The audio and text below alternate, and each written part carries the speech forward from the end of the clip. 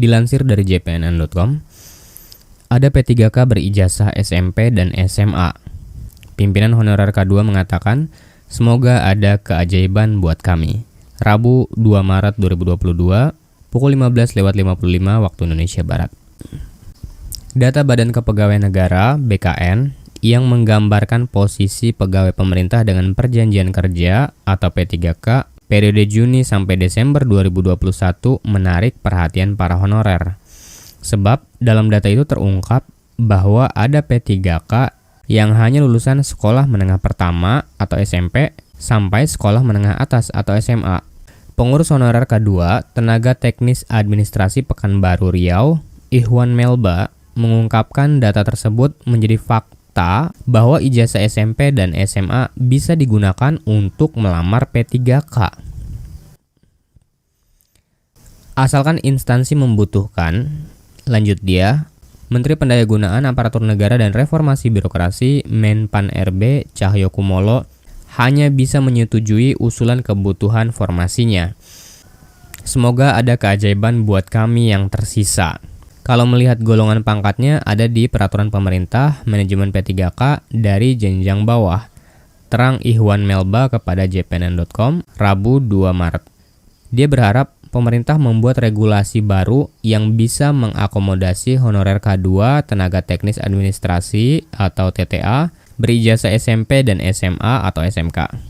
Dengan regulasi baru itu, diharapkan sisa honorer K2 bisa selesai semuanya sampai tahun 2023. Tidak ada lagi permasalahan honorer K2 yang muncul di media dan tak menyusahkan pemerintah maupun Komisi 2 DPR.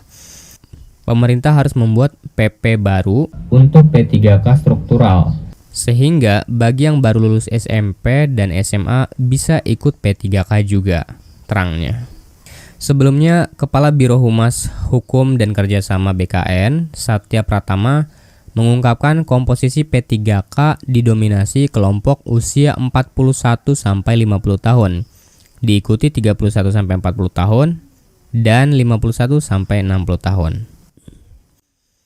Dari aspek pendidikan, P3K juga didominasi jenjang pendidikan sarjana, kemudian disusul diploma 2-4, sisanya diisi dari jenjang pendidikan SMP sampai SMA.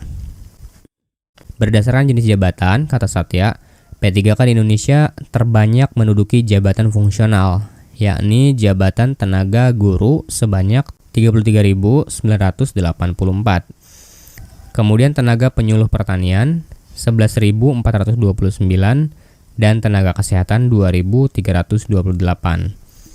Menurut Satya, itu 3 jabatan fungsional terbanyak yang diduduki P3K, disusul tenaga pendidik dan dosen, serta tenaga teknis lainnya. Sebagian kecil P3K juga menduduki jabatan struktural, yakni jabatan pimpinan tinggi atau JPT di tingkat JPT Madya, ungkap Satya. Terakhir dari aspek penyebaran, P3K di Indonesia terbanyak bekerja pada instansi pemerintah daerah, yakni sebesar 94% atau 47.749 dari total P3K. Sementara P3K yang bekerja pada instansi pemerintah pusat sebesar 6% atau sebanyak 2.804 orang. Satya menambahkan jumlah P3K diperkirakan akan terus mengalami pertumbuhan karena adanya kebijakan rekrutmen P3K yang cukup signifikan dari tahun ke tahun. Hingga Desember 2021 saja total P3K 50.553. Hal ini sejalan dengan target pemerintah yang ingin memodernisasi birokrasi. Salah satunya dengan berupaya menerapkan komposisi jumlah P3K lebih besar dibanding PNS. Demikian Bapak Ibu informasi yang dapat saya bagikan pada video kali ini. Terima kasih buat Bapak Ibu yang sudah menyimak video ini.